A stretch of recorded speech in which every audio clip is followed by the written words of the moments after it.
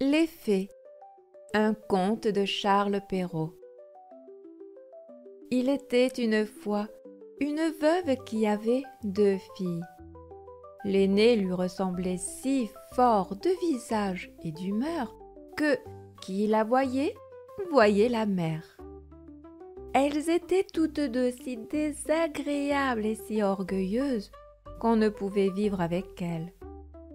La cadette était le vrai portrait de son père pour la douceur et l'honnêteté.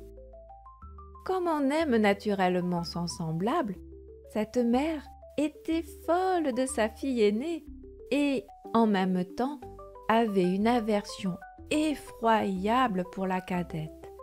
Elle la faisait manger à la cuisine et travailler sans cesse.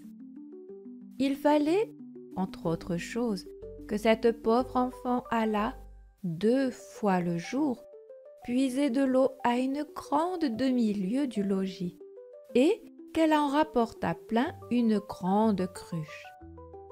Un jour qu'elle était à cette fontaine, il vint à elle une pauvre femme qui la pria de lui donner à boire. « Oui, dame, ma bonne mère, » lui dit la jeune fille. Et, rinçant aussitôt sa cruche, elle puisa de l'eau au plus bel endroit de la fontaine et la lui présenta, soutenant toujours la cruche, afin qu'elle bût plus aisément. La bonne femme, ayant bu, lui dit « Vous êtes si bonne et si honnête que je ne puis m'empêcher de vous faire un don. » Car c'était une fée qui avait pris la forme d'une pauvre femme de village pour voir jusqu'où irait l'honnêteté de cette jeune fille. « Je vous donne pour don, poursuivit la fée, qu'à chaque parole que vous direz, il vous sortira de la bouche ou une fleur ou une pierre précieuse. » Lorsque cette fille arriva au logis, sa mère la gronda de revenir si tard de la fontaine. « Je vous demande pardon, ma mère, » dit cette pauvre fille, « d'avoir tardé si longtemps. » Et en disant ces mots, il lui sortit de la bouche 2 roses, 2 perles et 2 gros diamants. « Que vois-je là ?» dit sa mère tout étonnée. « Je crois qu'il lui sort de la bouche des perles et des diamants. D'où vient cela, ma fille ?» Ce fut là la première fois qu'elle l'appela sa fille. La pauvre enfant lui raconta naïvement tout ce qui lui était arrivé, non sans jeter une infinité de diamants. « Vraiment ?» dit la mère. « Il faut que j'y envoie ma fille. Tenez, Fanchon, voyez ce qui sort de la bouche de votre sœur quand elle parle.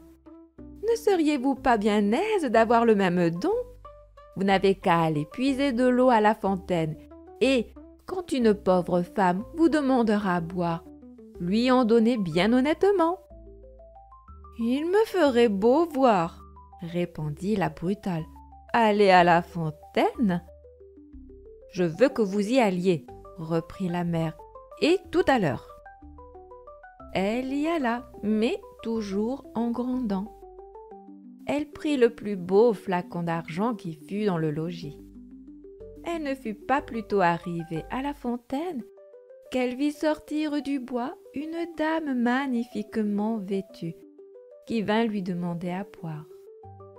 C'était la même fée qui avait apparu à sa sœur, mais qui avait pris l'air et les habits d'une princesse pour voir jusqu'où irait la malhonnêteté de cette fille.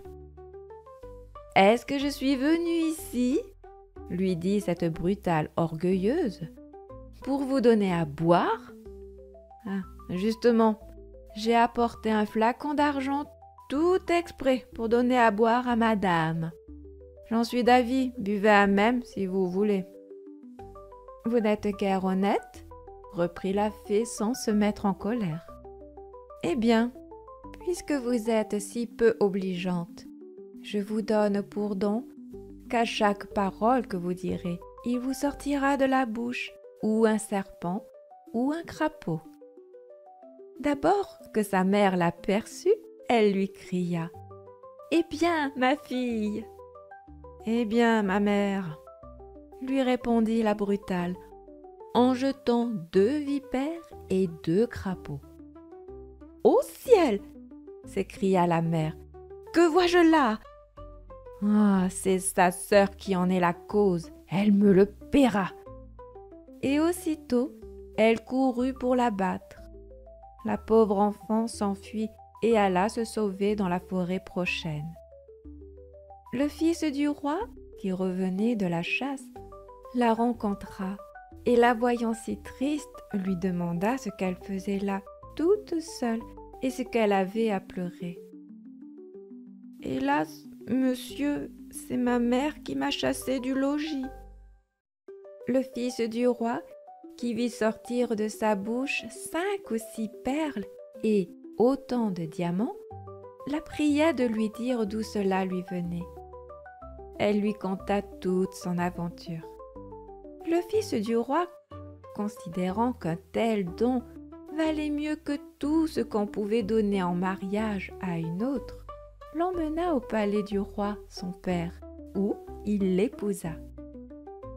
Pour sa sœur, elle se fit tant haïr que sa propre mère la chassa de chez elle, et la malheureuse, après avoir bien couru, sans trouver personne qui voulût la recevoir, alla mourir au coin d'un bois.